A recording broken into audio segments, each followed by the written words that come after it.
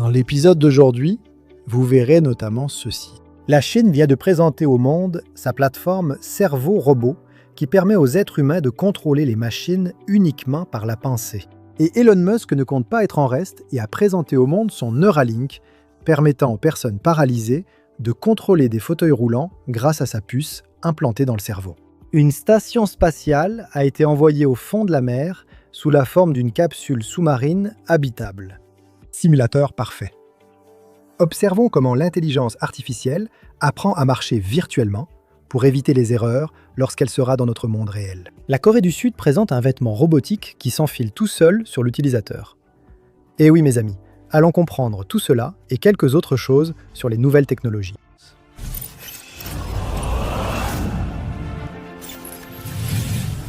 Hola. Bonjour à toi qui es impressionné et à toi qui es impressionné.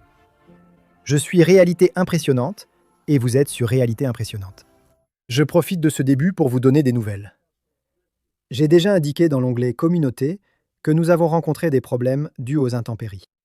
Oui, pour être clair, le studio a été peu endommagé, avec quelques problèmes. Si vous observez l'angle de la caméra, vous verrez que les moniteurs ne sont pas connectés à Internet. J'ai mis une image générique pour éviter un écran noir. Enfin, ça va, tout est sous contrôle. Malgré les problèmes, ça va. Nous avons eu quelques dégâts ici au studio aussi. Ma maison, grâce à Dieu, tout va bien, il n'y a eu aucun problème. Mais ici, dans la ville, il y a vraiment eu beaucoup de problèmes. Oui, plus de 50% a été détruit. Heureusement, aucune fatalité à ce jour, selon nos informations. Je ne sais pas si c'était un typhon, une tornade ou autre. Oui, on ne sait pas encore. Mais c'était grave. Il y a beaucoup de dégâts dans la ville. Quand on se promène, tout est détruit. Oui, aujourd'hui, c'est le 4e jour, si je ne me trompe pas. Le 5e jour. 5e jour aujourd'hui. L'électricité est revenue chez moi hier. Il n'y avait pas d'électricité, donc je ne pouvais pas enregistrer. Il n'y avait pas de données mobiles. Maintenant, il y a un peu de réseau mobile sur le téléphone. Il y a une barre, donc je peux faire quelques petites choses. Analyser ce qui se passe. Pour trouver ce qu'il me faut pour la chaîne, je dois aller dans une ville voisine, ce qui complique notre logistique. Mais on continue à travailler jusqu'à ce que tout s'arrange, n'est-ce pas? Que tout revienne à la normale. On ne sait pas quand Internet reviendra. Au moins, il y a de l'électricité, donc je peux enregistrer ici au studio et faire le montage, puis aller en ville et passer la journée dans la ville voisine. Oui, je cherche plus de sujets. Je télécharge les vidéos, je les prépare pour les transférer sur le PC et laisser cette vidéo prête pour vous, d'accord? Alors, je vous demande, s'il vous plaît, d'accord? La chaîne va avoir une petite baisse. Donc mes revenus baissent, ma façon de travailler aussi, bref, tout devient assez compliqué. J'ai besoin de votre like. Je ne vous demande pas d'argent, je ne vous demande pas d'aide pour quoi que ce soit. En résumé, j'ai juste besoin de votre like, partagez si possible et commentez sur la technologie pour discuter de ce qui s'est passé. Parce qu'ainsi, YouTube va commencer à recommander cette vidéo à plus de personnes. Et par conséquent, on va aussi avoir une amélioration de ce côté-là, d'accord? Merci, je compte déjà sur votre aide. Alors, passons à la vidéo maintenant. Assez de bavardage. C'est un fait que les robots humanoïdes apprennent à marcher, à manipuler des objets, et même à converser avec les gens de manière de plus en plus naturelle. Mais malgré les avancées dans l'intelligence artificielle et la robotique, ces robots ont encore des difficultés à interpréter les pensées humaines et à les traduire en actions fiables. À présent, l'entreprise chinoise d'interface cerveau-ordinateur, Brian Co, affirme avoir résolu ce problème dans une certaine mesure avec sa nouvelle plateforme intégrée, Cerveau Robot. Plutôt que de dépendre uniquement des claviers, joysticks ou commandes vocales.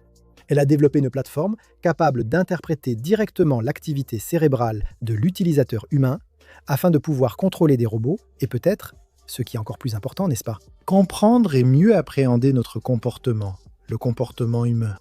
Présentée à la conférence mondiale sur l'intelligence artificielle à Xandai, la AARC associe une interface cerveau-ordinateur à l'IA. Dans un système que l'entreprise décrit comme le premier écosystème intégré entre le cerveau et le robot, l'objectif n'est pas seulement de contrôler des machines par la pensée, mais de créer une forme d'interaction beaucoup plus intuitive entre l'homme et la machine. Tout débute avec un bonnet muni de capteurs d'électroencéphalographie qui enregistrent les signaux électriques produits par notre cerveau à travers le cuir chevelu. Contrairement aux implants cérébraux comme Neuralink par exemple, cette méthode est totalement non invasive et ne nécessite aucune intervention chirurgicale. Ces signaux captés sont envoyés à des algorithmes d'intelligence artificielle qui sont capables d'identifier des motifs liés à l'intention de mouvement de l'utilisateur. Au lieu d'interpréter des mots ou des commandes préprogrammées, le système cherche à comprendre ce que l'utilisateur, l'être humain, essaie de faire à ce moment précis. Après identification de l'intention, celle-ci est transformée en commande numérique pour contrôler divers robots. Lors des démonstrations, la plateforme a servi à contrôler des bras robotiques, des robots humanoïdes et même des chiens robotiques. Dans l'un des exemples présentés, le bras robotique a réussi à identifier l'intention de l'utilisateur humain et à saisir des objets comme une pomme ou une tasse. Il a accompli cela uniquement avec les signaux EEG. Mais selon Brian Coe, le véritable potentiel de cette technologie ne réside peut-être pas dans le contrôle des machines. Le véritable objectif semble être de résoudre l'un des principaux obstacles de la robotique, le manque de données d'entraînement de qualité. Aujourd'hui, les robots doivent observer des milliers de démonstrations humaines pour apprendre des tâches simples pour nous. Même ainsi, ils n'arrivent souvent pas à comprendre exactement pourquoi une personne a choisi un certain mouvement. En enregistrant directement l'activité cérébrale pendant les démonstrations, l'entreprise estime possible de créer des ensembles de données bien plus riches en associant intention humaine et mouvement du robot. Des simulations virtuelles intégrées dans un seul processus d'apprentissage permettent d'entraîner des intelligences artificielles capables de comprendre non seulement comment une tâche est réalisée, mais aussi quelle était l'intention derrière cette action que l'humain voulait voir accomplie. Naturellement, il reste encore des défis importants à surmonter. Les interfaces basées sur l'EEG captent des signaux beaucoup plus faibles que les implants cérébraux, rendant l'interprétation beaucoup plus sensible au bruit et aux interférences. De plus, Brian Coe n'a pas publié de résultats détaillés sur la précision et les performances dans des environnements réels. Ce qui signifie que la technologie devra encore passer par des validations indépendantes avant une adoption à grande échelle. La proposition annonce tout de même un changement intéressant pour l'avenir de la robotique. D'ailleurs, nous allons voir maintenant comment Neuralink d'Elon Musk vient de réaliser un exploit très similaire à celui de la Chine.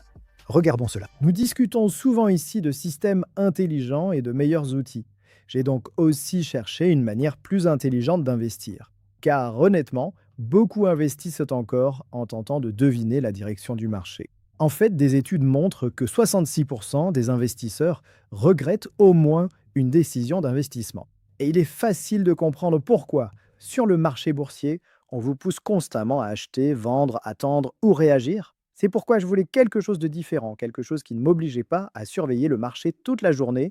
Et c'est à ce moment-là que j'ai découvert Mintos avec Mintos. Plutôt que de prédire la performance d'une action, je peux investir dans des prêts et percevoir des intérêts avec un rendement fixé à l'avance et des paiements parfois quotidiens. Ce que j'aime aussi, c'est à quel point c'est flexible. Je peux filtrer par rendement, risque, horizon temporel, pays et devises. Et si je veux que ce soit encore plus automatisé, Mintos propose également des portefeuilles automatisés. Et en ce qui concerne les rendements, la moyenne sur les prêts est d'environ 11%. Et ça, mes amis, c'est un très bon rendement, surtout pour des revenus passifs. Mintos est en activité depuis 2014, compte plus de 600 000 utilisateurs et est réglementé dans l'UE sous MiFID. Et en ce moment, vous pouvez obtenir un bonus allant jusqu'à 350 € lorsque vous investissez 500 € ou plus. Il vous suffit d'utiliser le lien ci-dessous ou de scanner le code QR affiché à l'écran. Des rendements stables, pas de surprise et en plus, un bonus. Ne ratez pas cette opportunité et bonne chance. Après avoir permis à des personnes paralysées de déplacer le curseur sur l'écran d'un ordinateur, Neuralink vient maintenant de franchir une nouvelle étape très importante. Pour la première fois, des participants à leur étude clinique ont démontré être capables de piloter un fauteuil roulant motorisé en utilisant uniquement l'activité de leur propre cerveau, relié à une puce technologique implantée dans leur tête. La démonstration fait encore partie d'une recherche expérimentale, d'accord ? Mais cela montre que l'interface cerveau-ordinateur de Neuralink commence déjà à sortir des laboratoires pour résoudre des défis réels de mobilité humaine. Au cœur de cette technologie se trouve l'implant cérébral N1 développé par Neuralink. Mesurant environ 23 mm, soit la taille d'une pièce, il est implanté directement dans le cortex moteur, zone du cerveau qui planifie les mouvements volontaires. À partir de là, plus de 1000 électrodes ultra fines sont réparties dans la région mentionnée du cerveau et elles enregistrent en temps réel les signaux électriques produits par les neurones. Même lorsqu'une personne a complètement perdu les mouvements de son corps, ces zones du cerveau continuent de générer une activité électrique chaque fois qu'elle imagine effectuer une action. Ce que l'implant fait, c'est essentiellement capturer ces schémas neuronaux et les envoyer à un système d'intelligence artificielle qui est entraîné à interpréter l'intention de mouvement de l'utilisateur. Au lieu d'activer les muscles comme d'habitude, ces commandes contrôlent un curseur virtuel affiché à l'écran, lequel devient la commande du fauteuil roulant. En imaginant pousser le curseur vers l'avant, l'utilisateur fait avancer le fauteuil. Des mouvements mentaux vers l'arrière font reculer l'équipement. Droite et gauche contrôlent les virages. Différentes positions permettent également d'ajuster le siège et le dossier pour l'utilisateur. Plus le curseur est éloigné du centre, plus la vitesse du fauteuil augmente. Lors des tests, les participants ont parcouru des couloirs et des espaces extérieurs avec une caméra fixée sur le fauteuil roulant. L'image était transmise en temps réel au système de navigation, permettant à l'utilisateur de suivre exactement ce trajet, tout en contrôlant tous les mouvements uniquement par l'activité cérébrale. Un autre aspect très important du projet est la sécurité. Au lieu de garder la commande active sans limite, le curseur revient au centre dès que l'utilisateur relâche sa concentration. En conséquence, le fauteuil réduit progressivement sa vitesse jusqu'à s'arrêter complètement. Ce comportement diminue le risque de mouvement involontaire au cas où la concentration se relâche pendant la conduite. La démonstration fait partie de l'étude clinique appelée PRIME, lancée en 2024 afin d'évaluer la sécurité et la performance de l'interface cerveau-ordinateur de Neuralink. Selon les dernières mises à jour de l'entreprise d'Elon Musk, plusieurs personnes à travers le monde ont reçu l'implant N1 jusqu'au 22 juin. Au début de cette année ici, Neuralink a fait état de 21 participants avec des implants dans 4 pays, tandis que son étude séparée, J-Prime, là au Royaume-Uni, avait recruté 7 patients jusqu'en mai 2026. Malgré des résultats prometteurs, il souligne que la technologie reste encore en phase d'investigation clinique et n'a pas encore reçu l'approbation définitive des autorités réglementaires pour une utilisation commerciale. Même ainsi, cette avancée montre clairement que les interfaces cerveau-ordinateur évoluent très rapidement et vont bien au-delà du simple contrôle des ordinateurs. Pour la première fois, elles commencent maintenant à redonner une autonomie physique aux personnes qui ont perdu la capacité de se mouvoir. Je me demande quand il sera possible de contrôler un exosquelette pour que les personnes à mobilité réduite retrouvent leur autonomie, même si ce n'est pas encore naturel. Et oui, si cette technologie continue d'évoluer à ce rythme, contrôler ces machines uniquement par la pensée pourrait cesser d'être une simple démonstration de laboratoire pour devenir une partie du quotidien de milliers de personnes qui en ont besoin. Une autre technologie, celle des lentilles de contact cette fois, a également beaucoup évolué, vous savez. Les premières lentilles étaient en verre et inconfortables à porter toute la journée. Cependant, aujourd'hui, les lentilles de contact sont fabriquées à partir de matériaux souples, comme l'hydrogel de silicone, et sont pratiquement imperceptibles une fois portées. Mais il existe encore un problème qui touche des millions de personnes. Les personnes avec des cornées irrégulières ont souvent besoin de lentilles personnalisées, pouvant coûter des centaines de dollars et nécessitant plusieurs consultations, avec un délai de fabrication de plusieurs semaines. Des chercheurs de l'Université de Waterloo, au Canada, ont créé une technologie qui pourrait transformer ce processus. En utilisant l'impression 3D et un nouveau type de silicone, ils ont réussi à fabriquer des lentilles entièrement personnalisées en environ 20 minutes. Le principe semble assez simple, mais il exige une énorme précision. D'abord, une cartographie précise de la cornée du patient est effectuée pour créer un modèle numérique 3D. Avec ces informations, le logiciel conçoit une lentille dont la face interne reproduit exactement la forme de l'œil de ce patient, tandis que la surface externe est ajustée pour fournir la correction optique nécessaire. Ensuite, ce modèle est envoyé à une imprimante 3D qui est capable de fabriquer la lentille couche par couche. Le plus grand défi reste encore le matériau. Le silicone est considéré comme l'un des meilleurs matériaux pour les lentilles de contact car il est flexible, biocompatible et permet le passage de l'oxygène, des caractéristiques fondamentales pour préserver la santé des yeux. Cependant, il n'était pas compatible avec les procédés conventionnels d'impression 3D. Et pour surmonter cette limitation, les chercheurs ont développé une nouvelle formulation de silicone hydrophile qui peut être imprimée avec une grande précision sans perdre ses propriétés mécaniques et optiques. Un autre obstacle est apparu avec la fabrication additive elle-même. Les objets produits par impression 3D présentent généralement de petites irrégularités entre les couches. Elles sont invisibles pour la plupart, mais causent gêne et troubles visuels dans une lentille de contact, n'est-ce pas? La solution a été d'appliquer un revêtement ultra fin qui élimine ces imperfections sans modifier la forme personnalisée de la lentille, tout en préservant à la fois la transparence et la précision optique. Les premiers tests en laboratoire donnent des résultats très intéressants et prometteurs. Les lentilles ont montré la biocompatibilité attendue avec les tissus oculaires et des performances optiques proches de celles des lentilles commerciales du marché. Maintenant, les chercheurs se préparent à entamer une nouvelle phase de test, cette fois dans des conditions réelles, et à avancer dans le processus de dépôt de brevets avant une future commercialisation. Les scientifiques considèrent les vagues comme l'une des principales sources d'énergie propre de la planète. Mais construire des équipements capables de survivre des années en affrontant des tempêtes, la corrosion et des impacts constants sans se briser, c'est un grand défi. Une entreprise suédoise dit avoir surmonté cet obstacle. Sa bouée productrice d'électricité a obtenu la certification la plus stricte du secteur de l'énergie en mer, rapprochant l'énergie des vagues de sa première utilisation commerciale à grande échelle. Le détail le plus curieux dans tout cela, c'est que toute cette technologie a été inspirée par le fonctionnement de notre cœur, du cœur humain. Développée par CorePower Ocean, la bouée C4 représente une approche quelque peu différente des diverses tentatives précédentes d'exploiter l'énergie des vagues. Plutôt que de résister à la mer, elle agit en harmonie avec son mouvement. Avec environ 9 mètres de diamètre, 18 mètres de hauteur et environ 100 tonnes, la structure reste ancrée au fond de l'océan par un câble tendu.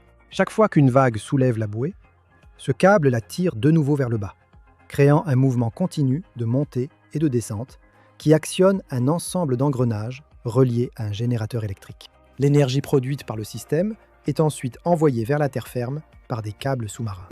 Mais la véritable différence réside dans un système appelé WaveSpring. Au lieu de fonctionner comme un amortisseur, réduisant le mouvement des vagues, il agit comme un ressort intelligent, capable d'amplifier l'oscillation de la bouée lorsque la mer est calme. De cette façon, une vague d'à peine 1 mètre peut générer un déplacement d'environ 3 mètres, ce qui augmente considérablement la quantité d'énergie capturée. En revanche, pendant les tempêtes, le comportement s'inverse. Le système devient beaucoup plus flexible, permettant à la bouée de suivre le mouvement de l'océan sans subir d'impact excessif. Et c'est cette stratégie qui a permis à l'équipement de résister à des vagues de plus de 18 mètres sans aucun dommage structurel. Le plan de l'entreprise n'est évidemment pas d'utiliser une seule bouée, mais d'en installer des dizaines en ensemble appelés CorePack, formant ainsi des parcs de production capables d'alimenter des centaines de milliers de foyers. Contrairement à la lumière solaire ou à l'énergie éolienne, qui fluctue selon l'heure ou le vent, les vagues affichent un comportement bien plus constant et offrent une production presque toujours prévisible. Depuis déjà 25 ans, l'humanité vit en permanence dans la Station spatiale internationale, une structure qui orbite à 400 km au-dessus de la Terre. Pendant ce temps, l'environnement couvrant plus de 70% de la planète reste bien moins exploré. Désormais, une entreprise britannique veut changer cela. Elle vient tout juste d'installer au fond de la mer un nouvel habitat sous-marin qui marque peut-être le début d'une nouvelle ère pour la recherche océanique. Bien que la technologie de plongée ait beaucoup progressé, les scientifiques font toujours face à une limite majeure. Chaque expédition nécessite de longues phases de descente, remontée et décompression, si bien qu'une grande partie du temps sert uniquement au déplacement. Cela réduit drastiquement la période disponible pour les recherches et rend les études de longue durée extrêmement coûteuses et complexes. C'est justement pour lever cet obstacle que JEEP a créé le Vanguard. Cet habitat a été installé à environ 17 mètres de profondeur, près d'un quai en Floride, et représente le premier habitat humain en mer ouverte qui soit construit, testé et déployé aux États-Unis. Avec un peu plus de 10 mètres de long, il a été conçu pour accueillir jusqu'à 4 des soi-disant aquanautes et leurs études pendant des missions de 5 jours ou plus, servant de base permanente d'opération au fond de la mer. L'avantage majeur de ce concept est que les chercheurs n'ont plus à débuter chaque plongée depuis la surface. En vivant en environnement pressurisé, ils effectuent plusieurs sorties par jour pour explorer les récifs, tester des équipements et surveiller les écosystèmes, sans devoir répéter la décompression à chaque activité. Cela augmente nettement le temps dédié à la recherche, ce qui, avant l'existence de cet habitat, était extrêmement difficile avec les techniques conventionnelles. Mais le Vanguard n'est que la première étape. Il servira de plateforme de test pour un projet encore plus ambitieux, appelé Sentinel. L'objectif est de créer des habitats modulaires permettant à des équipes de vivre au fond de l'océan 1 mois ou plus, offrant une base permanente pour la recherche, l'innovation technologique et la formation des astronautes. Pourquoi pas? Cela a du sens, non? Parce que vivre dans un environnement isolé, confiné et totalement dépendant de systèmes de survie présente des défis très similaires à ceux rencontrés lors de futures missions spatiales et à ce qui se passe déjà là-haut, n'est-ce pas? Il y a quelques années, on disait encore que l'un des plus grands défis de la robotique était quelque chose qui paraît aujourd'hui étonnamment simple. C'est d'apprendre à un robot à marcher sans tomber. Chaque nouvel environnement exigeait des semaines de tests, des milliers d'essais et un risque constant d'endommager un équipement qui est très cher, coûtant des centaines de milliers de dollars. Mais une technologie promet de changer cette logique. Former un robot par apprentissage par renforcement signifie lui permettre d'expérimenter, de se tromper et d'essayer à nouveau des millions de fois jusqu'à trouver la meilleure stratégie. Ce processus fonctionne bien sur les ordinateurs, mais devient très coûteux dans notre monde réel. Chaque collision ou chute peut casser des capteurs, des actionneurs et des composants mécaniques qui sont très coûteux, comme mentionné. De plus, redémarrer les tests demande du temps, de la maintenance et des coûts élevés.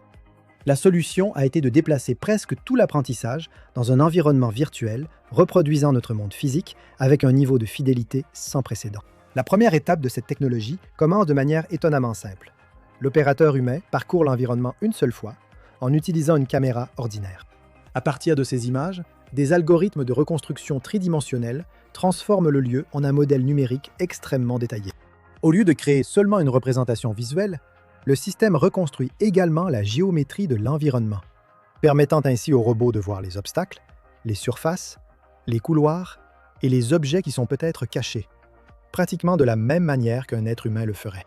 La reconstruction permet désormais à l'intelligence artificielle de voir un environnement bien plus fidèle à l'espace physique qu'elle rencontrera. C'est dans ce scénario virtuel qu'entre en jeu l'apprentissage par renforcement. Lorsque l'entraînement se termine, c'est alors que la technologie, connue sous le nom de transfert zero shot, entre en action.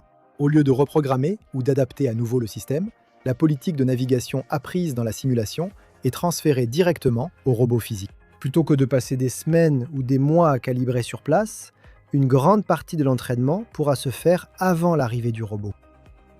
S'habiller paraît être une des tâches les plus simples du quotidien, non? Mais pour des millions de personnes âgées, des personnes en situation de handicap ou des professionnels qui doivent enfiler rapidement des équipements de protection, ce processus peut représenter un énorme défi. Des chercheurs sud-coréens et de l'université de Stanford ont créé une technologie digne de la science-fiction. Un vêtement capable d'habiller son utilisateur presque tout seul.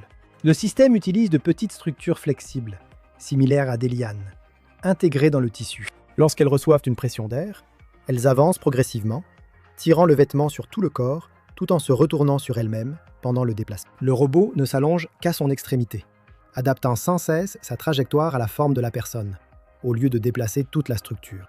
En conséquence, l'utilisateur peut continuer à marcher ou même à effectuer d'autres activités pendant que le vêtement se positionne automatiquement. Un autre avantage clé est que le système fonctionne presque sans algorithme de contrôle, l'ingénierie mécanique assurant l'essentiel du travail. Les chercheurs estiment que les premières applications pourraient émerger dans les hôpitaux, les salles blanches de l'industrie des semi-conducteurs et les équipes d'urgence, où enfiler vite des équipements de protection peut tout changer. Si cet épisode vous a plu, vous savez quoi faire. Laissez un like et vérifiez que vous êtes bien abonné, ça aide beaucoup notre chaîne, d'accord? Et en ce moment, on en a vraiment besoin. Merci de m'avoir accompagné jusqu'ici et n'oubliez pas de vérifier votre abonnement, d'accord? C'est très important. Cliquez sur l'une des 2 suggestions qui s'affichent à l'écran, cela m'aidera beaucoup. J'en ai vraiment besoin en ce moment, d'accord? Merci, je t'attends dans le prochain Pera. À tout de suite, d'accord? Salut, salut. Il suffit de cliquer et je te verrai là-bas.